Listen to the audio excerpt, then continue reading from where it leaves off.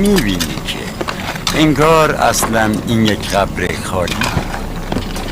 یقینا اگر مرده‌ای هم توش وجود داشته تا به حال جسدش با خاک برابر شده. میفرمایی چه کار کنم؟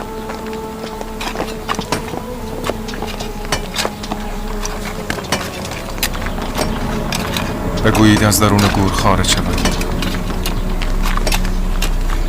نشنیدین چی گفت؟ از قبل بیاین بیرون. بیاین بیرون. زودتر بیاین.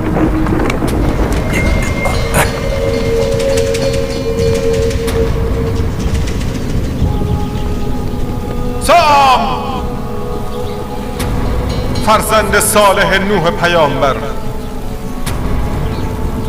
میدانم آواز مرا میشنوی. پس به نام نامی پروردگار قادر بی همتا به تو میگویم همکنون از گور برخیز.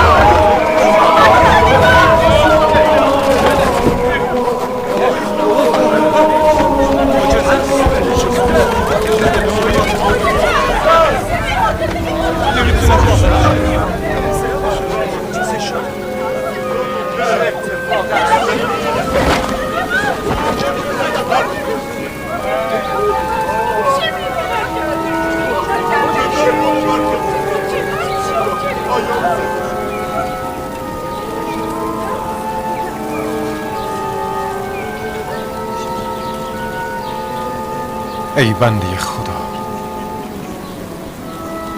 لبیک یا روح الله. به ما بگو تو کیستی؟ من بنده خدا سام فرزند نوح پیامبر خدای رحمانم. یکی از سه فرزند بازمانده او از آن طوفان فلک فرسا.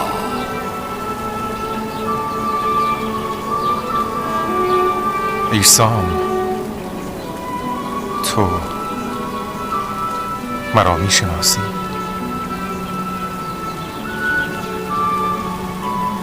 آری، تو عیسی فرزند پاک مریم برگزیده و پاک دامنی. تو همان پیامبر بزرگ مبعوث خدایی بر بنی اسرائیل. ای سام،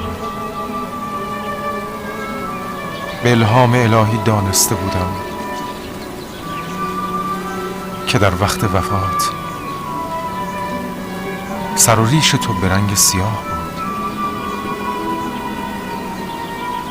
اکنون آن را سپید میبینم. حتما چنین است که میگویی، اما اکنون که تو مرا آواز دادی پنداشتم هر آینه قیامت شده.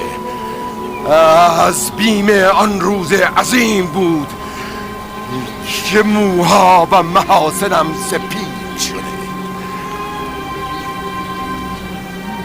مایلی از خداوند تمنا کنم چند زمانی به تو زندگانی عطا کند. نه یا روح الله، هر کس که در جهان زندگی کند طعم تلخ جان کندن را لاجرم می چشد.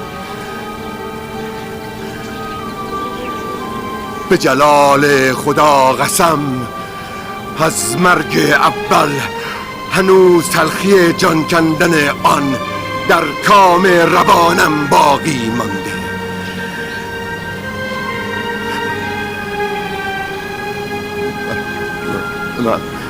من طاقت تکرار قبض روح به دست ملک الموت را ندارم.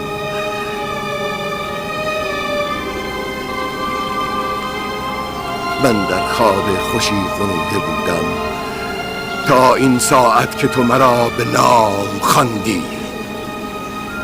پس ای فرستاده پاک خدا،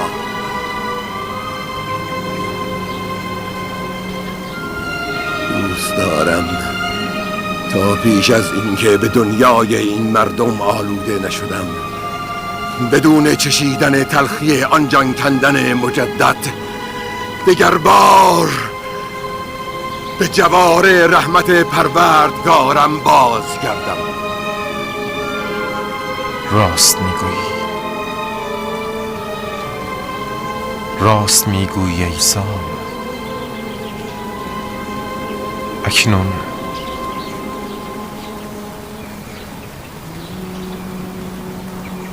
سخن دیگری با ما نداری؟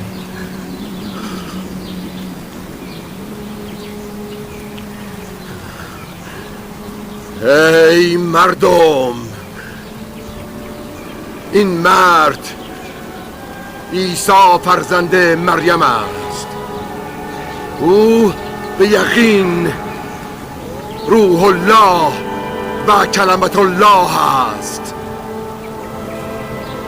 نبوت و رسالت او را تصدیق کنید و از جان و دل از تعالیمش پیروی کنید، باشد تا رستگار شوید.